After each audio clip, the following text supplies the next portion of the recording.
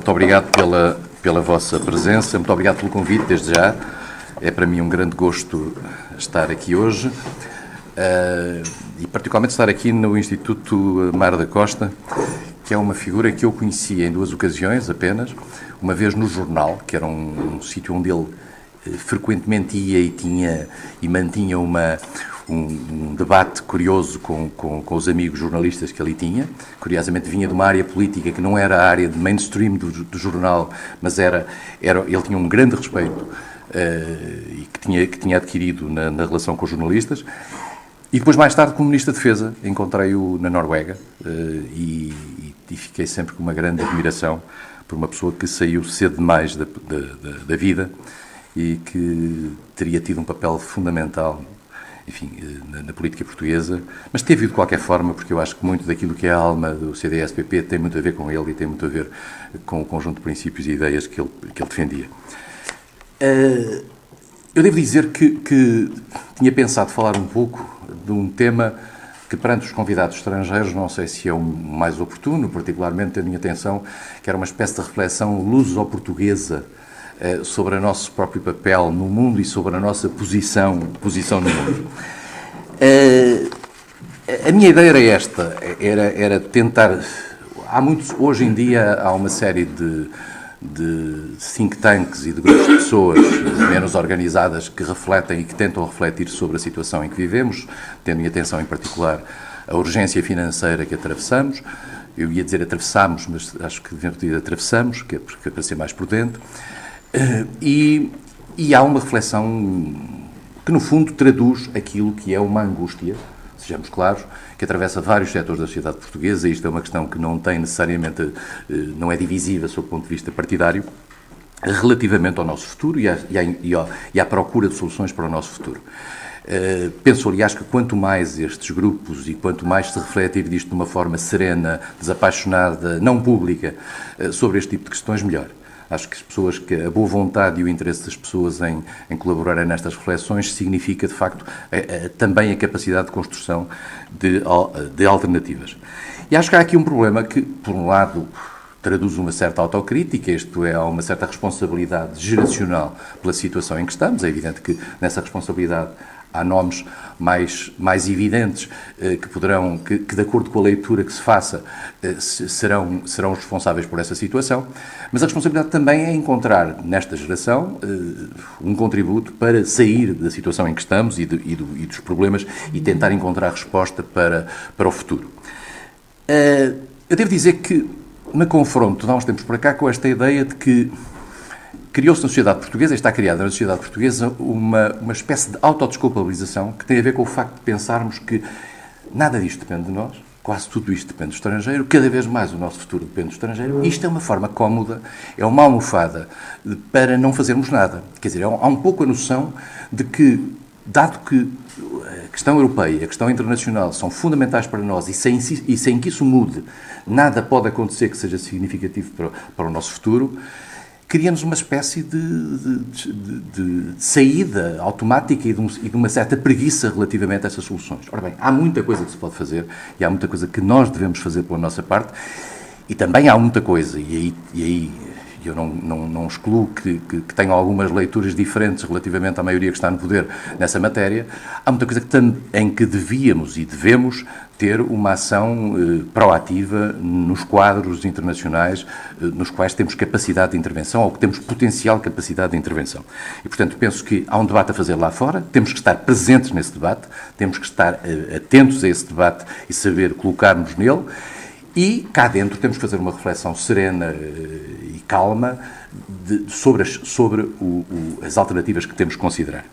E em particular temos que pensar o seguinte: deixarmos-nos colocar numa situação de que não há saída é a maneira mais fácil de dar espaço aos tremendismos em termos de opções. Isto é, aos populismos, ao não pagamos, à saída do euro, enfim, tudo aquilo que são soluções de natureza radical, são aquelas que são agravadas pelas circunstâncias das pessoas estarem com a ideia de que estão quase num canto, que estão encostadas à parede. E, portanto, temos que ter muita atenção em relação a isso e temos que ter uma capacidade para gerir serenamente as opções possíveis no quadro internacional. E, em particular, temos que fazer uma reflexão sobre o que é hoje a nossa soberania no plano externo. Se repararem bem, não há uma ameaça, pelo contrário, até funciona ao contrário, não há uma ameaça sobre o conceito de nação hoje em dia no mundo. Pelo contrário, até há uma emergência das nações. Houve naturalmente uma diferença e uma mutação naquilo que é a afirmação das soberanias e o modo como as soberanias se afirmam no plano internacional e a dependência que umas têm em relação às outras. E esta situação é uma situação que naturalmente tem efeitos, eu diria, na própria legitimidade da classe política. Porque há aqui um ponto importante, e estava a falar pouco a Sra. Embaixadora do Reino Unido, nesse aspecto. Nós, de repente, verificamos um cidadão português, particularmente depois do Tratado de Lisboa, que não foi propriamente das melhores coisas, na minha opinião, que aconteceram, nós verificamos que a nossa capacidade institucional de ter alguma relevância no quadro decisório europeu diminuiu. É muito claro. Isso afeta a própria legitimidade dos eleitos portugueses. Esta noção de que um deputado português ao Parlamento elege um governo, por sua vez, à partida, seja de esquerda ou seja de direita, vai dizer eu não tenho capacidade para atuar porque estou de mãos atadas no plano europeu, degrada a própria legitimidade dos eleitos e levanta aqui um problema eu quase diria, de hierarquia constitucional europeia. Porque sejamos claros, é preciso percebermos que há outros países que elegem deputados, que elegem governos, e esses mesmos governos são capazes de se afirmar no quadro internacional com força sobre o nosso. E, portanto, há aqui uma espécie de hierarquia dos eleitos. E esta hierarquia dos eleitos é algo que pode criar problemas relativamente ao próprio convívio nos quadros internacionais e multilaterais e, particularmente, no quadro europeu. E, portanto, eu acho que há aqui um problema de legitimidade que começa a atravessar a sociedade portuguesa e que afeta o próprio sentido da democracia portuguesa. E este ponto, para mim, é muito importante. A questão europeia é uma questão central na nossa vida, é uma questão na qual concentramos muitas das nossas esperanças, mas a questão europeia e o modelo europeu é um modelo evolutivo e é um modelo que deu passos nos últimos anos, num sentido que eu não sei se é necessariamente o melhor sentido para aquilo que são os nossos interesses. Nós partimos de uma Europa, faz agora 25 anos, faz hoje, 25 anos, que tem muito a ver também com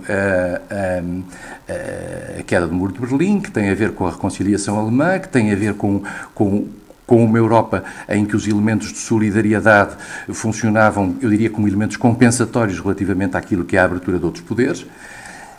Essa Europa evoluiu e, a certa altura, os poderes que mandam na Europa, os que têm capacidade efetiva de definirem as linhas institucionais europeias, acabaram por criar uma Europa que nem sequer é uma Europa de diretório, ainda podia ser.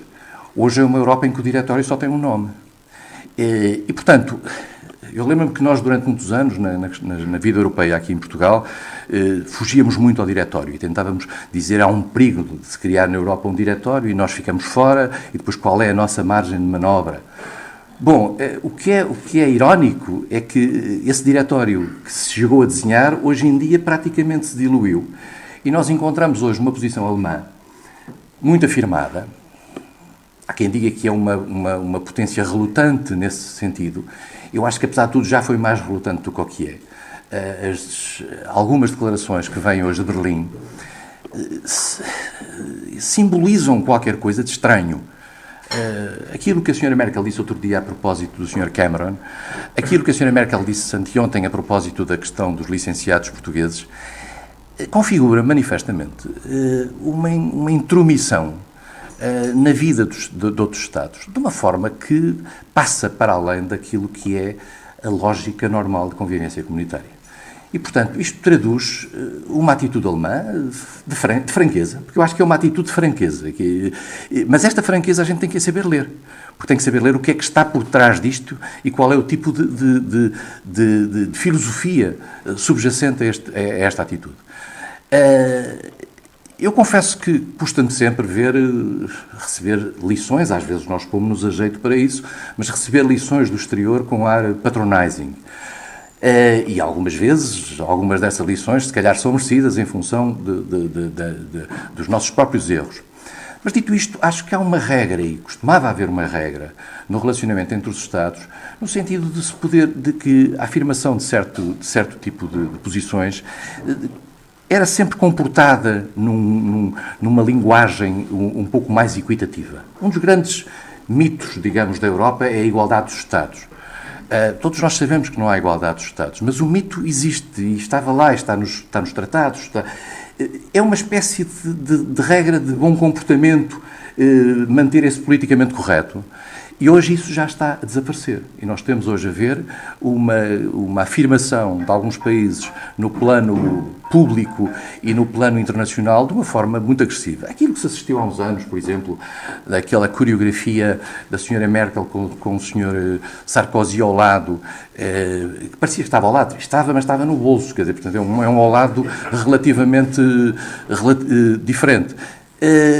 Mas que levou, por exemplo, às humilhações à Itália, às humilhações à Grécia, etc., com um impacto público. Tudo isso fez muito mal à Europa. E faz muito mal à ideia da Europa. E faz muito mal a uma certa maneira de estar na Europa. Esperamos que seja possível, enfim, dar um pouco a volta a isto. A sensação que eu tenho é que a Europa para que nós entramos em 1986 é uma Europa completamente diferente da Europa que hoje existe. A Europa do alargamento é uma Europa que teve essa vantagem. O alargamento era um passo absolutamente imprescindível e essencial no plano da reconciliação europeia, mas é um passo que teve consequências fundamentais para a própria mudança do processo europeu. Aliás, se olharmos para todos os alargamentos da União Europeia desde o princípio, todos os alargamentos mudaram qualitativamente a Europa. E, portanto, o próprio alargamento ao Reino Unido trouxe outra sensibilidade para dentro da Europa. Os alargamentos, por exemplo, que ninguém fala, da Áustria, da Suécia e da Finlândia, reforçaram a dimensão neutralista dentro da União. Só havia um país neutral, que era a Irlanda na altura. Isto reforçou o poder. Por exemplo, na negociação do Tratado de Amsterdão, isto teve um impacto fortíssimo. Eu era o representante português nessa negociação.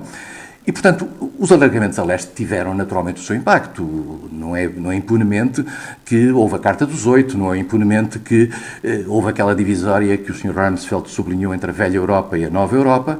E essa nova Europa e essa velha Europa estão aí. Estão aí, como estão, aliás, na marcação de uma certa agenda que foi patente no caso ucraniano. E, portanto, temos que perceber que o alargamento mudou a Europa, mas o alargamento era absolutamente essencial. E aqueles que hoje colocam dúvidas relativamente à legitimidade do alargamento, era profundamente injusto. No plano europeu, que uma Europa da área ocidental europeia, que tinha andado anos a mostrar o seu modelo a países que lutavam pela sua liberdade, de repente, quando essa liberdade é conquistada, não lhes dá a mão e não lhes abre a porta. E, portanto, isso tem consequências? Tem, com certeza, mas a grande consequência é a paz, e a liberdade e a democracia que está hoje espalhada por esta parte pelo continente. Isso é um ponto muito, muito importante. Daí depois podemos discutir as políticas de alguns países europeus relativamente à Rússia e ao modo como esse alargamento, por exemplo, contribuiu para mudar qualitativamente a posição europeia face à Rússia e levar a algumas tomadas de posição e alguma evolução que acabou por ter algum impacto, por exemplo, na questão ucraniana e que hoje em dia ainda muita água vai passar pelas pontes até ao final de tudo isto. E, portanto, eu diria que nós, Portugal, estamos na Europa de uma maneira diferente de que estávamos, é talvez menos confortável a nossa posição, é talvez de mais difícil gestão a nossa posição, e por isso mesmo, sem pôr em causa que a Europa continua a ser o elemento axial do nosso posicionamento no quadro externo, eu acho que Portugal tem que reforçar e saber ler, digamos, todos os elementos que tem fora do quadro europeu e tentar potenciá-los. Alguns até ligados ao quadro europeu. Estou-me a lembrar, por exemplo, esta questão que está aí na agenda e que é da maior importância, que é a questão da parceria transatlântica. Portugal ganha uma nova centralidade ao explorar devidamente a parceria transatlântica e ao colocar-se nesta negociação de uma forma ativa e de uma forma capaz, porque esta pode ser uma grande oportunidade para a Europa em geral e para, digamos, até uma certa estabilização do laço transatlântico, fazendo depender menos dos ciclos políticos, quer nos Estados Unidos, quer na Europa. Dito isto, devo dizer que tenho algumas dúvidas sobre a possibilidade de conseguir uma simultaneidade de vontades para a finalização das negociações transatlânticas. Quer pelo final da época Obama, que ainda por cima se vai agravar agora, quer pelas indefinições depois, dentro da própria Europa, O ambiente do Parlamento Europeu relativamente à questão do Tratado Transatlântico não é dos melhores. O populismo e um certo anti-americanismo primário marcam muito daquilo que é a reação já em relação ao tratado. E depois também temos alguns fundamentalismos que, aliás, Portugal, nesse aspecto, não se excluiu disso ao ter assinado uma carta que até se põe contra o Economist, o que eu acho, de facto, um extremo de liberalismo que nem o Economist subscreve relativamente à criação de uma estrutura de jurisdição supranacional que era perfeitamente escusada e que é perfeitamente evitável e que, inclusivamente, coloca as ordens jurídicas nacionais sob pressão desnecessária. Mas, dito isto, portanto, Portugal tem um espaço para trabalhar na Europa, naturalmente, dentro da Europa e em favor dela, mas deve potenciar aquilo que são os seus fatores de expressão no mundo. Não é por acaso que, no auge do período mais frágil a que eu assisti durante os meus quase 40 anos de carreira diplomática, nos quais tive 21 ministros dos negócios estrangeiros, durante esse período nós conseguimos ser eleitos ao Conselho de Segurança, dando aquilo que se chama, em termos futebolísticos, uma abada ao Canadá, por exemplo, um grande país com uma expressão multilateral muito forte, como agora conseguimos entrar para o Conselho dos Direitos do Homem de forma magnífica, como há dias conseguimos entrar para o ECOSOC também com a maior das facilidades. Portugal tem internacionalmente, para além daquilo que são os elementos de natureza conjuntural e as suas fragilidades conjunturais, tem uma imagem de um país previsível, o que é um elemento que nós devemos sempre sublinhar em matéria de política externa. Tem a imagem de ser um país que cumpre aquilo que promete. Isto é extremamente importante no quadro multilateral, isto é, afirmamos isto e vamos cumpri-lo e ao longo do tempo conseguimos cumprir isso. E tem a imagem de ser um país que, não tendo grandes interesses, pode ter grandes princípios. E, portanto, pode-se dar ao luxo de ter alguns princípios fundamentais para afirmar e, mais do que isso, e as pessoas perceberem que, independentemente dos governos que estejam no país, esses princípios e esse tipo de atitude é mantida. A estabilidade que a carreira diplomática portuguesa tem, e em particular a circunstância da nossa diplomacia estar, digamos, geralmente, eu digo geralmente por razões que pessoalmente conheço, fora dos ciclos políticos, torna-nos, digamos, dá-nos alguma força e dá alguma força aos diplomatas portugueses, que é a circunstância de repente haver um governo que muda e os diplomatas continuam no seu lugar e continuam a cumprir as suas funções até ao fim. Isso é uma coisa muito importante que nós ganhamos a seguir ao 25 de Abril e que devemos manter. E é um elemento absolutamente essencial para o nosso prestígio e que dá aos diplomatas portugueses uma capacidade de interlocução muito interessante. E eu lembro-me de uma história, que já agora que estou aqui neste Instituto, no dia em que este governo tomou posse, no dia em que o Primeiro-Ministro, no momento em que o Primeiro-Ministro português, Passos Coelho, está a discursar na ajuda, eu estou a entrar para a Comissão dos Negócios Estrangeiros da Assembleia Nacional Francesa para fazer uma apresentação sobre a política externa portuguesa. E na véspera telefonaram-me a dizer, se calhar valia a pena esperar. Não tenho a menor dificuldade em saber qual é a política externa portuguesa e quais são as linhas fundamentais da política externa portuguesa. E assim foi. Contei isto ao Dr. Paulo Portas, uma vez num carro, e disse-lhe isto do gozo. E ele assim, somos irrelevantes, não é?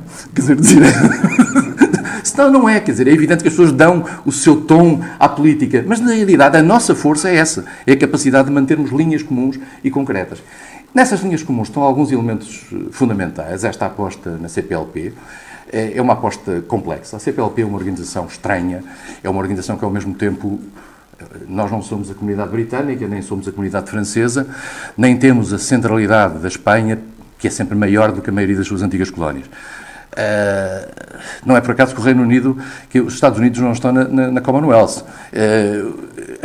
As comunidades têm no centro o grande país, têm sempre no centro o grande país. No caso de Portugal, não. Na realidade, nós não somos o maior país da comunidade. Isso criou sempre alguma incomodidade por parte do Brasil, sejamos claros, pode criar algumas dificuldades no futuro e outras estão-se a evidenciar agora, mas penso que é um espaço, digamos, de regionalização não contígua que pode ter o seu papel no mundo. E acho que ele só será um papel importante na medida em que ele for importante para todos os países que nele participam. E nós não há nenhuma contradição de natureza estratégica entre os vários países da CPLP. Pode haver aqui, dizemos, as empresas portuguesas e angolanas concorrem em Maputo ou concorrem em Luanda, são coisas menores. Na realidade, em termos de afirmação estratégica, é um somatório positivo. E, portanto, o que é importante é transformar a CPLP num órgão importante sob o ponto de vista de política externa para todos os países da CPLP. Isso não é evidente para o Brasil. O Brasil nunca apostou as suas cartas da CPLP. E, portanto, só quando a CPLP for um instrumento da política externa brasileira, isto é quase tabu no Ministério dos Negócios Estrangeiros, no Palácio das Necessidades, mas só quando ela for importante para o Brasil é que a CPLP terá a sua força. Mas este é um espaço importante, é um espaço que ao mesmo tempo prolonga aquilo que é a nossa excelente relação com a África. É na África que Portugal tem encontrado espaço de apoio multilateral. Em todo lado, sempre que nas Nações Unidas precisamos de alguma coisa, a África está connosco.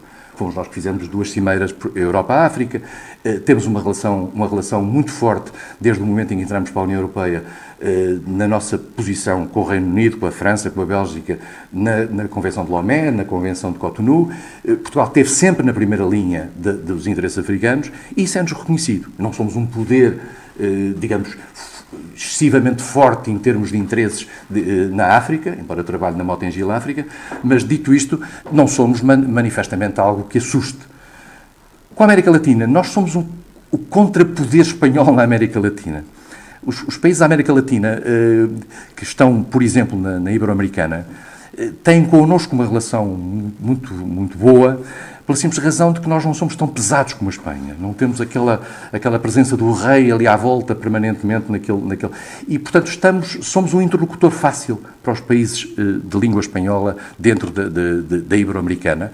Ibero-Americana é essa, que já agora também vale a pena dizer, já o posso dizer, dado que deixei de ter funções, onde o Brasil vive mal. O Brasil vive muito mal na Ibero-Americana, porque o Brasil não consegue, na Ibero-Americana, ter a relevância real que, se olharmos para os países que compõem a estrutura, deveria ter. O Brasil vive uma certa incomodidade ali, porque a Espanha assume um poder excessivo. No nosso caso, o problema não se coloca, mas no caso brasileiro coloca-se. Portanto, a dimensão lusófona da Ibero-Americana não está ao nível daquilo que o Brasil pretenderia. Bom, e dito isto, portanto, a nossa relação com o resto da Europa é magnífica, nomeadamente com os países do alargamento. Tivemos uma posição relativamente equilibrada nesta questão da Ucrânia. O nosso relacionamento com a Rússia foi sempre bom. A Rússia também não ajuda, muitas vezes, a que as coisas melhorem. Eu diria que, no caso do Médio Oriente, que é um caso em que é um caso de sucesso, eu diria, a própria relação de Portugal com os países árabes, quer com os países do Magreb, quer com os países do Mashrek, é uma relação que tem vindo a crescer e que tem vindo a sedimentar-se. Eu diria que teve ali um ponto menos bom, que foi, na minha opinião, na altura não o tornei público, naturalmente, mas que foi o voto que tivemos não favorável à Palestina na questão da Unesco, mas depois foi retificado no caso das Nações Unidas, e há uma maneira de explicar isto. Digamos que nós queríamos que primeiro fosse as Nações Unidas e só depois dentro da Unesco, mas fora isso, digamos que a nossa posição é respeitada e o nosso relacionamento com os países árabes é bom e temos feito um trabalho magnífico nessa área. E quanto ao resto do mundo, eu acho que Portugal tem hoje uma relação muito fácil com a China, reconstituiu rapidamente, por exemplo, uma relação com a Indonésia que era quase impossível aqui há uns anos e que nós rapidamente transformámos isso, e com os países asiáticos há uma relação histórica, curiosamente, muito mais interessante do que se poderia pensar, quer dizer, e há uma memória de Portugal nesses países extremamente positiva, o que nos dá, de facto, eu não diria um soft power, mas dá-nos alguma facilidade de relacionamento no quadro internacional. Dito isto, eu acho que os principais problemas com que nós temos de nos enfrentar são de ordem interna, são de organização interna, são de reforma interna. A maioria essa justificação de que falei no início, de que tudo depende do exterior, é um comodismo, é uma forma de comodismo. Há muito que depende de nós, há muito que tem que ser feito por nosso intermédio e é forçoso encontrar, eu sei que a palavra agora não tem sido muito popular, consensos nessa matéria, mas os consensos têm que existir. E sem esses consensos mínimos, independentemente de deixar um espaço para a polémica, para a política, para a chicana, há uns consensos mínimos que têm que existir e são os consensos essenciais nos quais se tem que basear o futuro de Portugal. E, portanto, penso que nisso Não é politicamente muito correto falar nos três partidos, o arco da governação, como se diz em Portugal, mas é naturalmente à volta desses três partidos que se tem que criar as soluções, pela simples razão de que os outros partidos se auto-excluem pelas opções radicais que tomam.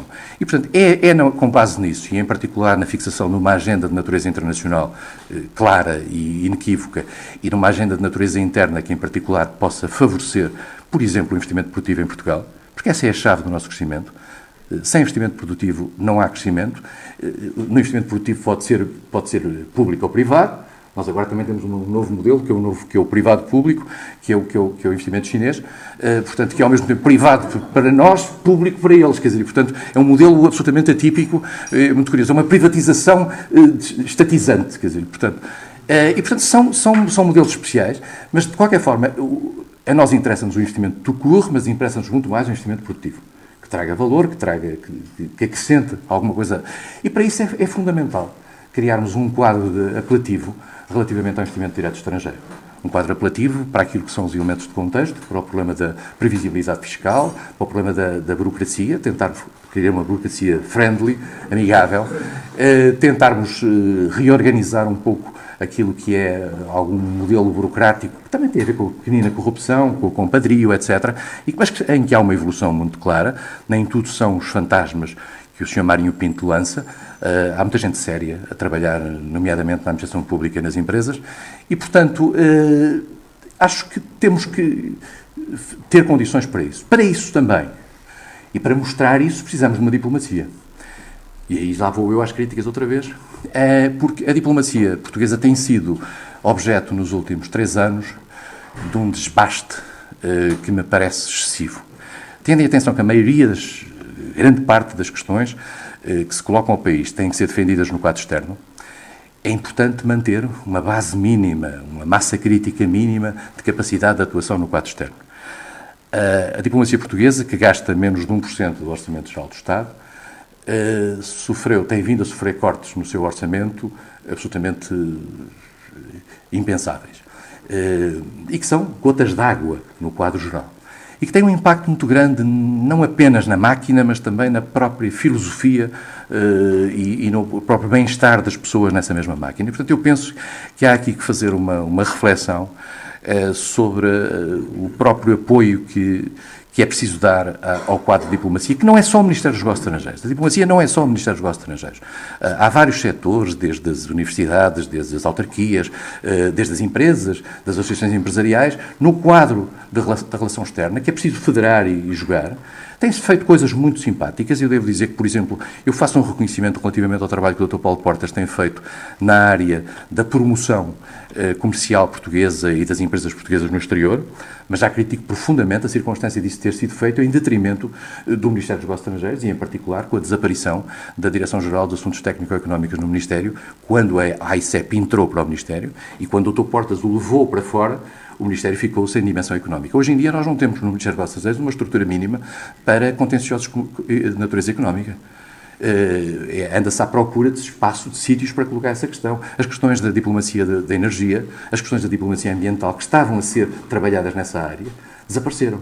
E, portanto, o Ministério está sem essa estrutura e sem essa base. E, portanto, eu temo que o modelo que hoje existe, que é um modelo, como digo, tem implicações positivas e teve impactos positivos, seja um modelo muito ad hoc e um modelo conjuntural, tendo em atenção o papel que o Dr. Paulo Portas desempenha no Governo. Amanhã, se houver uma mudança, de repente vamos ficar num vazio e o próprio papel da AICEP é discutível no seu relacionamento com a economia e com os estrangeiros. Portanto, há que criar, digamos, um lastro institucional mais sólido e penso que aí, pela diplomacia, que é a minha antiga carreira, acho que devia ser mais apoiada, tendo em atenção o papel que ela representa no interesse do país. Muito obrigado, estou à vossa disposição para qualquer questão.